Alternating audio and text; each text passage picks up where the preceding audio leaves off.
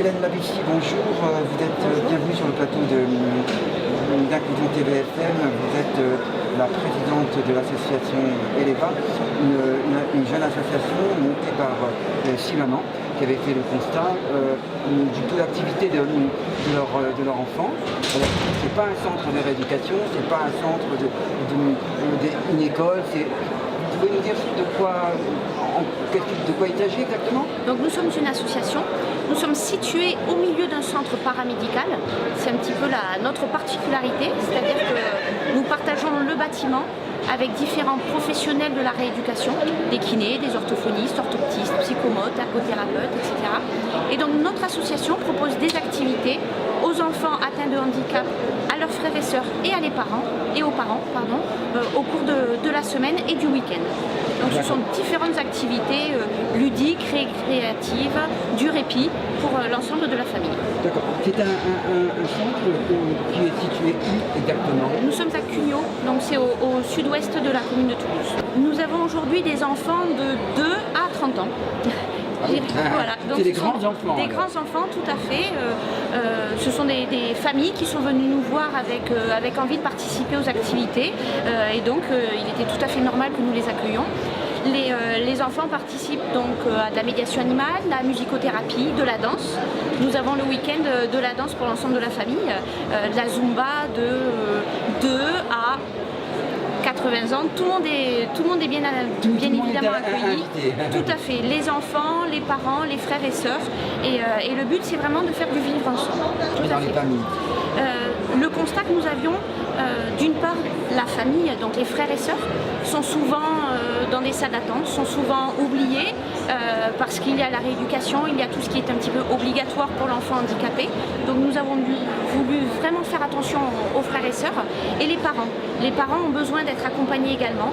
Donc nous avons des vrais moments de répit, des activités pour tout le monde.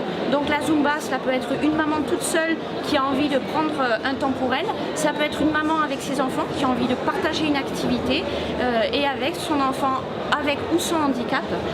Nous avons par exemple le mardi un partenariat avec l'école d'ostéopathie de Toulouse, donc l'ITO, qui propose des soins ostéopathiques à l'ensemble de la famille et même aux accompagnants.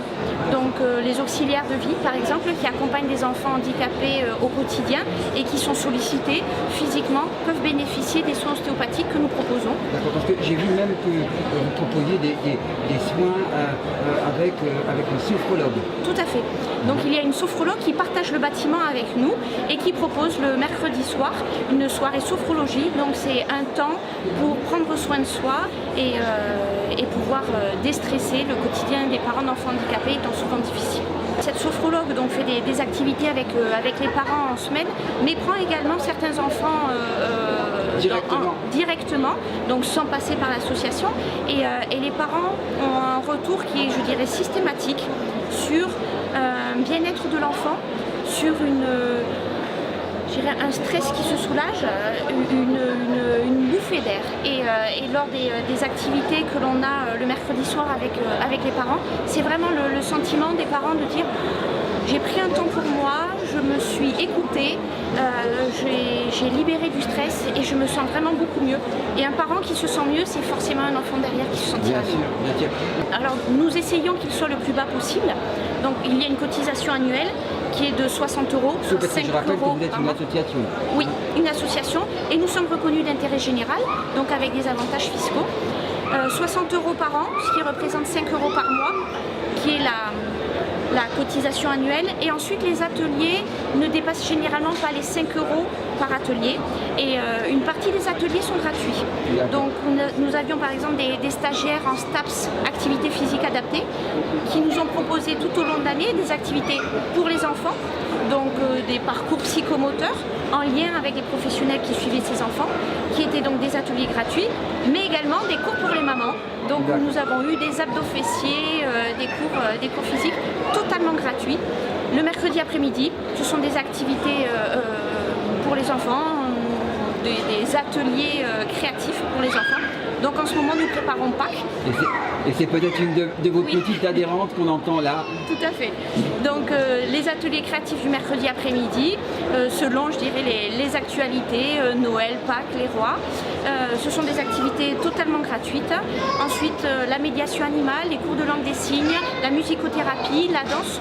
Nous demandons 5 euros par activité pour essayer de ne pas alourdir le budget des familles qui est déjà très largement sollicité. Oui, oui, tout à fait, avec les aidants, avec les aides familiales, avec tout ça, c'est vrai que voilà.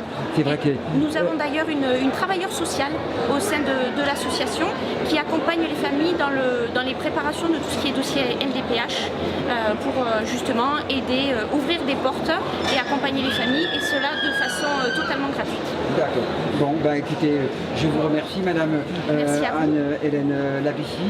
Merci pour vos réponses et puis à très bientôt sur la TV FM. Merci Merci beaucoup.